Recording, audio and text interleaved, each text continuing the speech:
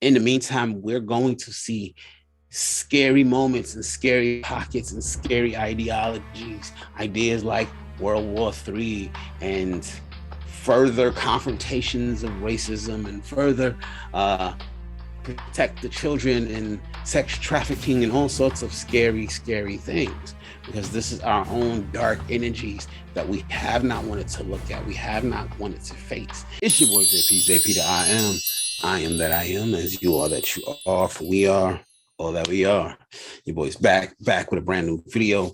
And so what I've been experiencing the last couple of days is my own internal angst coming to the surface. What was coming up was the fact that I was looking within to see what was wrong with me, and I realized that I had been picking up the energy of the collective.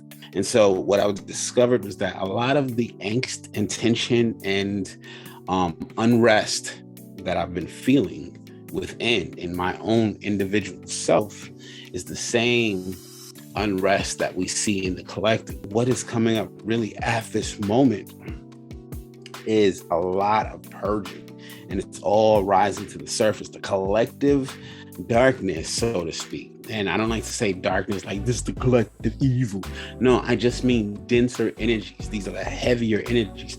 This is the real muck and crud that we have to work with here on this physical plane. And so with that, all of the toxicity and collective muck is rising to the surface. It seems that we're in one of these phases now. What's been coming up is that the realization is that a lot of old stuff is lingering, is underlying, and especially in a lot of cultures, especially a lot of modern civilized cultures, we're conditioned to avoid situations or not want to deal with certain things. We're conditioned to suppress our emotions in many ways. We're conditioned to not talk about things. And so even when we have or are doing our healing, a lot of times what happens is that we'll go into doing some healing, and as soon as maybe we have an understanding of what's going on, or we have an approach that might alleviate the symptoms, we dress the wound and we move on and try to ignore it. But unfortunately, the thing that happens is that even if the wound heals over, even if things look okay on the surface, below the surface, the toxicity may still reside. That wound or that illness or that dis-ease still needs addressing. And this is a thing about healing that we don't speak much about, because especially here in the West, healing is often thought of in a reactionary manner, right? Something happens, something goes wrong, something breaks, we rush to go and fix it, to rush and go to heal it. But even when we heal it, what we typically will do, again, more so Western practice than Eastern practices, what we'll typically do is address the symptoms. We'll address what we see going on, that initial thing that's giving us discomfort or pain. And so in that, we'll address that, but we won't always look underneath and see what caused those symptoms. A lot of times we'll slap band-aids on wounds and keep it moving and not pay any mind to what's happening underneath, and find out later on, much later than we need to, that there was an infection or that there was some sort of thing within the wound that needed to have been addressed.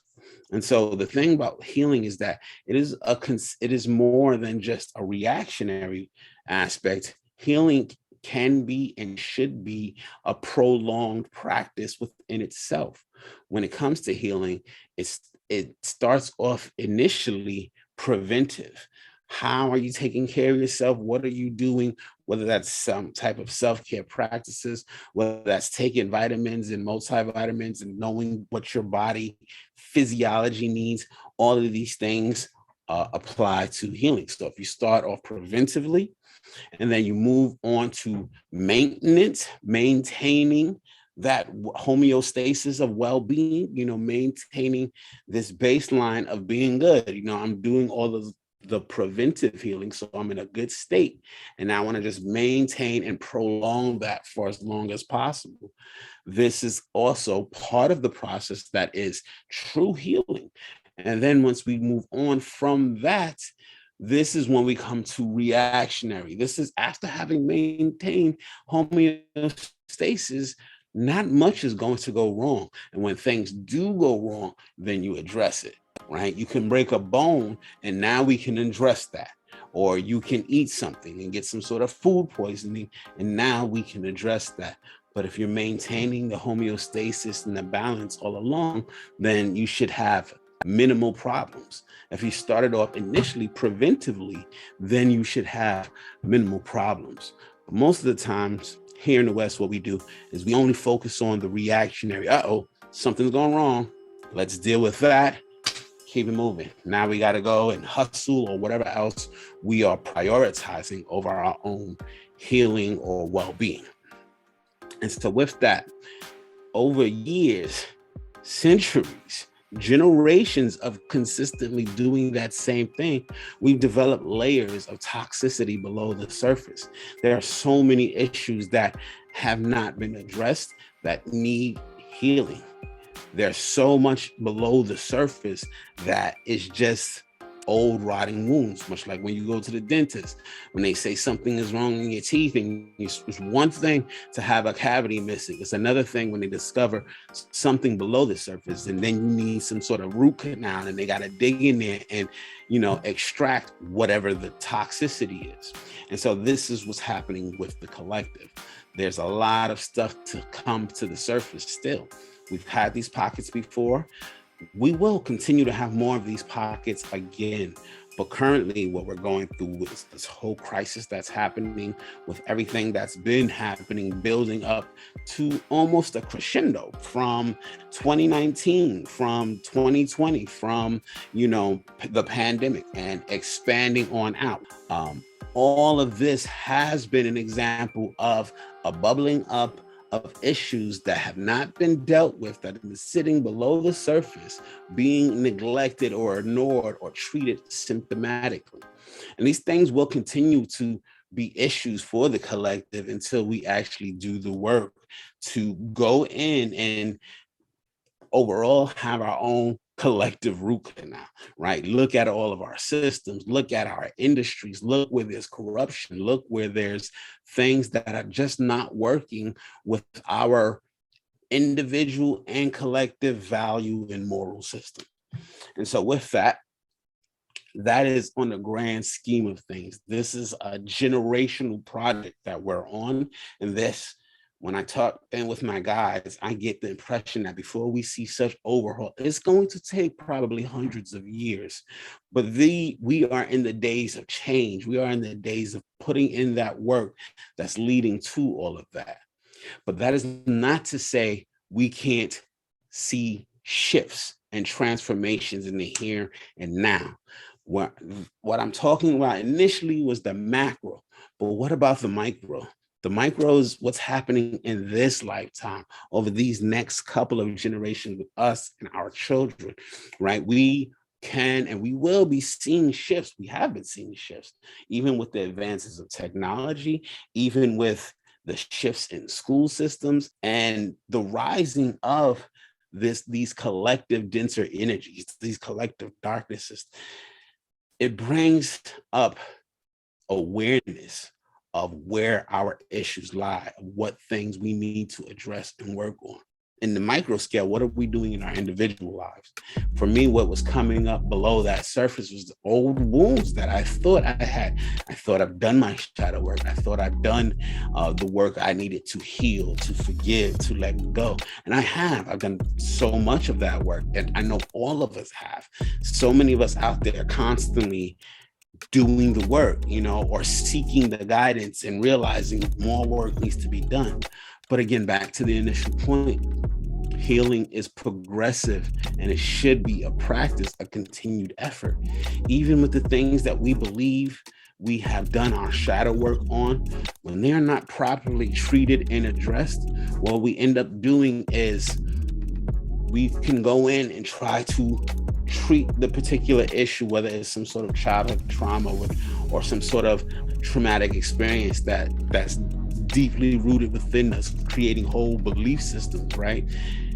We can go in and try to do our shadow work and do great with that, but not understand that that initial relief that we may get from it, we may receive from the shadow work, does not necessarily mean the end or be all, right? That initial relief could have just been putting the Band-Aid on, putting some ointment on the wound and a Band-Aid and saying, here you go.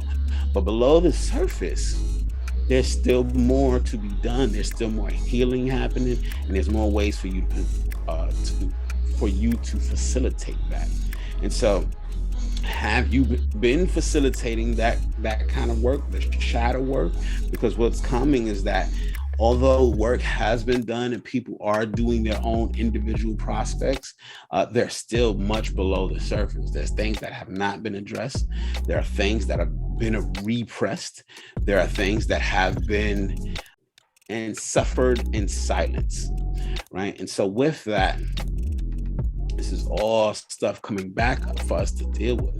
And a lot of that is manifesting into these real physical symptoms, lethargicness, lack of motivation, bloatedness, whether you're having heart palpitations or expanding chest and lungs for no reason, unexplainable headaches and moments and bouts of anxiety and depression.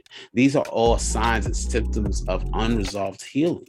And a lot of this is invitations for us to really look at the things we either haven't dealt with or the things that we have dealt with but have since neglected to maintain the healing of. Because out of those old things, out of those old wounds, even things that we may have topically healed, there may still be underlying root cause issues that need further healing, that need further transmutation, that need further understanding. And this is not to say do shadow work until you're gonna blue in the face and you can't do shadow work no more, or you're driving yourself mad and suicidal. This is just to say, if you're picking up on these energies now, this is your invitation to dig a little deeper, see what's below the surface, and start doing the work to further heal and transform that. And that requires not being afraid to look at it, not being afraid to face it, not being afraid to walk through it. As scary as it may seem, if you do that, you will heal. And as you heal, you maintain and you prevent further breakdown, further deterioration, and we all evolve and move forward.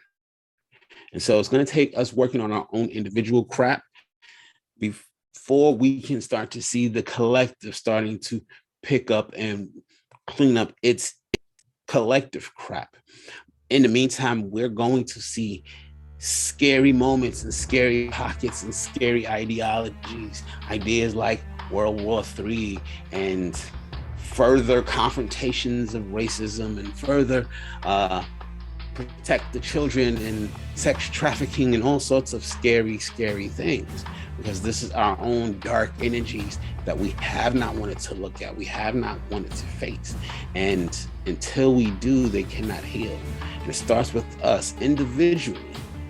What things have you neglected? What things have you not wanted to look at? In our families, so much trauma that goes hidden quietly, swept under the rug. In our communities, collectively, all of the gossiping, all of the ways that there have been backstabbing and manipulations, even on the smallest of scales. We are being called at this time to look at ourselves, look a little deeper, and clean up our own mess. And so that's the collective energetic message for everybody at this time. And I will see you in the next one. It's your boy Zay. Peace.